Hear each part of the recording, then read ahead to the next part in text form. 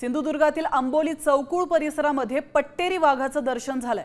चौकुळ जांभळाची कोंड इथल्या नदीमध्ये हा पट्टेरी वाघ पाण्यात बसून मनसोक्त भिजून आनंद घेताना दिसून आलाय।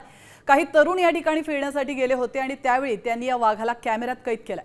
आंबोली चौकुळ परिसरामध्ये 2 पट्टेरी वाघांचं वास्तव्य असल्याचं इथले ग्रामस्थ सांगतात।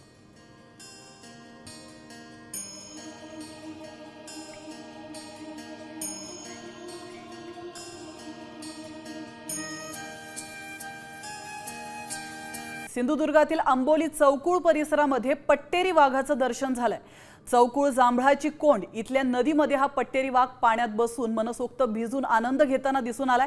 काही तरुण या ठिकाणी फिरण्यासाठी गेले होते आणि त्यावेळी त्यांनी या वाघाला कॅमेऱ्यात कैद केलाय। आंबोली चौकुळ परिसरामध्ये 2 पट्टेरी वाघांचं वास्तव्य असल्याचं इथले ग्रामस्थ सांगतात।